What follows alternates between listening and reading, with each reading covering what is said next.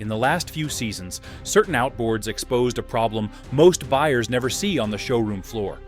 When something small goes wrong, everything stops. Not because the engine failed, but because the system decided it had to. Sounds like modern safety, right? Here's the twist. The more software-driven the motor becomes, the more ownership depends on things you can't see: sensor agreements, voltage stability, dealer-only tools, and updates that sometimes arrive after the first wave of owners already paid to be the test case. And when that happens, a tiny fault doesn't feel like a tiny fault. It feels like lost throttle, long downtime, and a season slipping away while you wait for permission to diagnose your own engine. By the end of this video, we're going model by model, counting down the outboards you should avoid at all cost, and ending with the 4 that still inspire real confidence when you strip away the hype. Let's uncover what's really happening out there and why it's getting expensive fast. Number 4. Mercury Verado V6. Early production years. It is easy to understand why people wanted this engine. On paper, it reads like a solution to a problem offshore boaters have had forever. Big power that behaves with refinement. The sound, the smoothness, the way the rigging looks clean, the way the boat responds when everything is working. It is the kind of outboard that makes a new buyer believe the industry finally cracked the code. Only after a season or two do some owners learn the hidden price of that refinement. When a motor is this software-driven, mechanical problems do not always look mechanical. A steering fault might not feel like a steering fault. A sensor disagreement might look like a fuel issue. A harmless voltage event can trigger protective behavior that is completely rational in the engine's logic, and completely irrational to the person who just lost throttle response at the wrong moment. The issue is not that advanced engineering is automatically unreliable. The issue is that early production years tend to be when real-world edge cases show up. Dockside power events, corrosion where nobody expected it, harness routing that is fine in a lab but rubs in actual use, updates that arrive after the first wave of customers already paid for the learning curve. And here is the part that matters for avoid at all cost conversations. When something does go sideways, you often cannot troubleshoot your way out of it with common tools. The engine is a locked ecosystem. Dealers have the factory software. Dealers have the authorization channels. Dealers decide how quickly your issue becomes someone's priority. If you are traveling or if you bought the boat away from home, that dependency can turn one small fault into a ruined season. Resale reflects that fear. Not always loudly, not always immediately, but buyers who follow the market tend to ask the same question. Which year is it? That is never a good sign for an engine you want to own long-term. Could you own one and never have an issue? Absolutely. Some people will. But when a model's worst-case scenario includes restricted diagnosis, long downtime, and high-cost assemblies, the risk profile changes. That is why early production Mercury Verado V12 setups are often treated as a later, not now purchase. And if you think that is only a story about complex luxury engineering, the next engine is a reminder that even conservative reputations can produce a model that asks too much from the transom, the installer, and the service network. Number 3. Yamaha XTO 425 early production years. At first glance, this motor looks like the safe bet. Big company, massive dealer presence, a reputation built on engines that run forever. The kind of name that makes people relax before they even ask the hard questions. The problem is that not every flagship is just another outboard. Some flagships are an entirely new category. The weight is the first clue. You can feel it in how the boat sits, how the rigging demands more planning, and how the installation becomes less forgiving. A motor this large is not only about horsepower, it is about leverage, balance, and the way everything interacts with the hull over time. When the setup is perfect, it can be incredible. When the setup is merely acceptable, it can quietly stress things owners do not notice until later. The second clue is how the model pushes a lot of systems to their limits at once. High output outboards live in a world where small differences matter. Fuel quality matters, rigging quality matters, battery health matters, cooling passages and filters matter. And the more complicated the model, the easier it is for a normal, busy owner to miss a maintenance detail that would never matter on a smaller, simpler engine. Early production years are where the stories diverge. Some owners get the dream. Others find out the dealer network is still learning the quirks, especially in regions where this motor is not common. That is not a critique of technicians. It is a reality of specialization. If a shop has worked on 1 or 2, it cannot match the instincts of a shop that has worked on 50. And because this model sits at the top of the range, costs scale up fast. When a smaller engine needs a common component, it might be a straightforward bill. When a flagship needs a component, you can be looking at a high-cost assembly, plus labor, plus rigging checks, plus while we are in there decisions. Even when everything is handled responsibly, the numbers get large quickly. This is where speculation enters, and it matters. Some of the uncertainty around early Yamaha XTO 425 units is not about catastrophic failure. It is about what happens when an owner's reality does not match the brochure's ideal. The motor might be good, the ownership environment might be harsh, and the price of mismatch is higher than most buyers expect. If you are buying used, this is the kind of engine where you do not only inspect the motor, you inspect the installation history. Who rigged it? How it was propped? Whether it lived in heat, corrosion, or heavy load. Now, the next model on this list is different. It is not scary because it is too new or too heavy. It is scary because the platform itself may not have a long future, and the market treats that like a slow leak you cannot patch. Most people watching this are either shopping, repowering, or quietly wondering if they made the right call. If that sounds familiar, let us know in the comments which engine you are running, and whether it has earned your trust so far. Good or bad, those details help other viewers more than any spec sheet. And if this video is giving you a clearer way to think about risk, reliability, and resale, consider like and subscribe. Number 2, Evinrude E-TEC Generation 2300, late production years. Some engines die because they were bad. Others die because the world around them changes. This one sits in the uncomfortable middle. It has real strengths. It has real fans, and it also carries a shadow that follows every conversation about long-term ownership. The appeal is obvious once you have been around them. The torque feel is different. The way they jump a boat onto plane can make 4 strokes feel sleepy. The design has personality. Even the people who do not like them tend to admit the idea was bold, a cleaner 2-stroke concept that promised strong performance without the same maintenance rhythm buyers were used to. Then the industry reality hit. When a manufacturer steps away from an outboard line, everything changes. Not instantly, not like a switch, more like weather. At first, parts are still around. Service still exists. The community still believes it will be fine. Then certain components become special order. Then a repair becomes, we can do it, but it might take a while. Then resale becomes a negotiation, where the buyer is not only buying a motor, but also buying uncertainty. This is what makes late production Evinrude E-TEC Generation 2300 models a unique kind of risk. A strong running example can still be a strong running example, but ownership is not only about how it runs today, it is about whether your next failure is a routine fix or a parts hunt story. And here is the uncomfortable part. Because the model is interesting, some buyers convince themselves that scarcity equals value. Sometimes that is true. Sometimes scarcity is just scarcity. The difference is support. When an engine becomes an orphaned platform, even small issues can become big decisions. Do you repair? Do you repower? Do you sell while it still runs? Those are not questions you want to be forced into. If you want grounded guidance instead of fear, it looks like this. If you already own one and it is healthy, the best move is often proactive care and careful sourcing. If you are shopping, the best move is to price the uncertainty honestly. And if you cannot stomach downtime, you should not gamble on a platform the broader market is no longer committed to.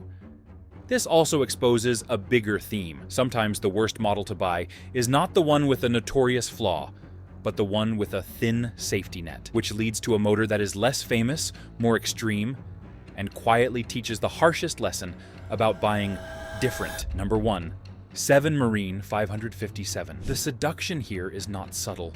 It is power you rarely see in an outboard shape. It is a status symbol, a conversation starter, and for a certain kind of buyer, it feels like escaping the limits everyone else accepts. If you have ever watched a big boat leap forward like it is half its weight, you understand why some people chase this idea. But boutique power comes with boutique reality. When a product is rare, every single part of ownership becomes conditional. The technicians who truly know it are few. The inventory of parts is never as deep as a mainstream motor. The used market is thin, which means pricing is unstable. And if the manufacturer's long-term support shifts, owners can find themselves holding something that is impressive on the water and complicated on the trailer. A motor like this is not only about the engine, it is about the entire ecosystem. Rigging is specialized, setup is specialized. The boat systems have to be aligned with the motor's demands. If anything in that chain is weak, the experience can swing from thrilling to miserable very quickly. This is also where rumors thrive, and that is why we have to stay grounded. Not every story you hear is true. Not every failure story is representative, but the underlying risk does not depend on any one story. It depends on basic math. If there are fewer engines, there are fewer parts. If there are fewer trained technicians, there are fewer fast fixes. If resale relies on a tiny pool of buyers, the market can punish you for circumstances you did not create. That is why the "avoid at all cost" label fits. Not because the engine cannot be incredible, it can, but because most normal owners are not buying a toy for occasional use with a backup plan. They are buying their primary propulsion. They need predictable service, predictable parts, and predictable resale. Boutique outboards rarely offer that predictability, no matter how exciting the spec sheet looks. That reality forces a different question. If some engines demand contingency plans, specialized support, and a tolerance for uncertainty, which ones do the opposite? Which models quietly build trust instead of testing it, not through spectacle or innovation, but through consistency over years of ordinary use? When you strip away the hype and look at what owners actually live with season after season, a few engines separate themselves, not because they promise more, but because they ask for less. Number 4, Honda 90. The strongest compliment you can give an outboard is not that it is powerful, it is that it is predictable.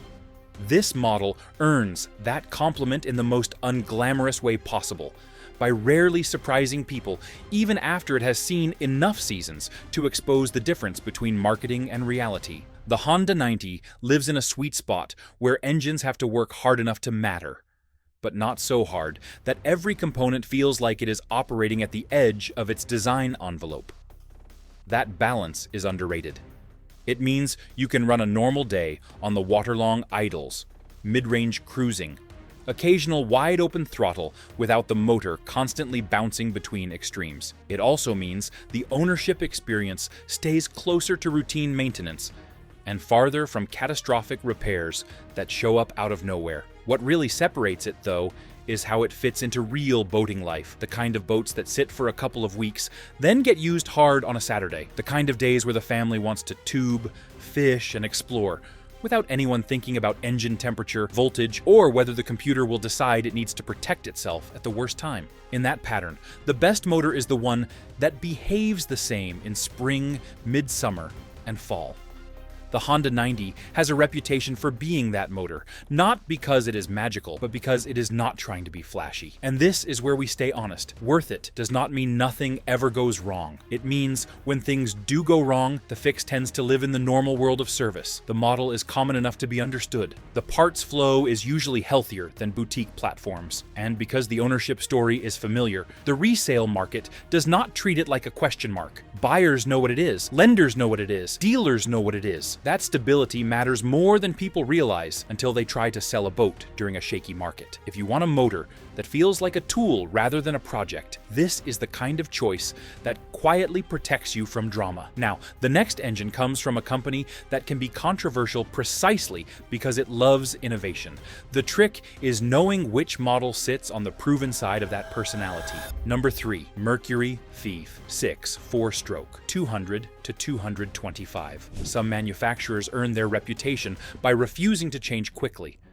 Others earn theirs by pushing technology forward faster than most buyers can track. When that second approach works, it produces engines that feel modern without feeling fragile. When it does not, early owners pay the price in uncertainty. This model sits on the right side of that line. The Mercury V6 4-stroke in the 200 to 225 horsepower range represents a moment where innovation slowed just enough to mature. The architecture is modern, but not experimental. The packaging is smart, but not overly clever. The systems feel integrated rather than stacked. That matters because complexity itself is not the enemy. Poorly supported complexity is. This engine benefits from being widely deployed. That does more than boost sales numbers. It creates familiarity. Installers know how it behaves. Technicians have seen common patterns before. Dealers know how to price it, accept it, and stand behind it. When a model reaches that level of acceptance, ownership becomes easier, even if nothing ever breaks. Fitment is another quiet advantage. This engine pairs well with a broad range of hulls, which protects resale in ways buyers often underestimate. A boat with an odd or unpopular pairing becomes harder to move. A boat with a familiar, trusted configuration attracts attention without explanation. That difference shows up at trade-in and at private sale. None of this means the engine is flawless, but in a market where some outboards feel like rolling development programs, this one tends to feel settled. It behaves like a product that has found its rhythm rather than one still searching for it. That sense of balance is why it earns a place here. It does not promise perfection. It promises a reasonable relationship between power, complexity, and support. For many owners, that is exactly what worth it looks like. Number 2, Suzuki 140 Alpha. You can usually tell when a motor has earned real respect by the way people talk about it. There is no mythology attached, no defensive tone, no long explanations meant to justify the purchase. People describe it in plain language. They pause, think for a moment, and then say something simple like, "It's a good engine." That is the reputation surrounding the Suzuki 140 Alpha, especially among people who see outboards after years of use rather than only on launch day or in promotional material. What makes the case for this engine is not a single headline feature or a clever piece of engineering. It is how the motor behaves across normal ownership patterns, the kind that actually define most boating lives. It tends to start easily after sitting. It tends to idle cleanly. It tends to run efficiently without constant attention. And when power is asked for, it delivers it in a way that feels usable rather than dramatic. That mid-range behavior matters more than most buyers realize. Very little time on the water is spent at wide-open throttle. Most of it happens in steady, moderate load situations, cruising between locations, pulling lines, idling through no-wake zones, running home when the weather shifts and the day stops being leisurely. In those moments, a motor that feels calm and predictable changes how the entire boat feels. It removes tension. You stop listening for noises. You stop watching gauges. You trust it. Another reason this engine earns its place is how often it is used in practical, real-world applications. Because of that, the collective knowledge around it is deep. There are established serviced patterns. There are known wear points. There are fixes that are understood rather than guessed at. That reduces uncertainty. And uncertainty is often the real enemy of ownership. A worth-it engine is not one that never needs attention. It is one where most of the risk stays under the owner's control. If it is rigged properly, maintained reasonably, and operated within its design envelope, outcomes tend to be consistent. This model fits that definition well. Resale is another quiet strength, not because buyers are chasing the brand name, but because they recognize what the engine represents. A clean, properly maintained example does not raise questions, it answers them. Buyers see it as a motor that will not punish them for actually using the boat. That perception matters, especially when markets soften, or when buyers become more cautious. What is most revealing is what you do not see. You do not see waves of panic selling. You do not see sudden shifts in reputation. You do not see constant debates about whether it was a mistake. The story around this engine is steady, uneventful, and largely free of drama.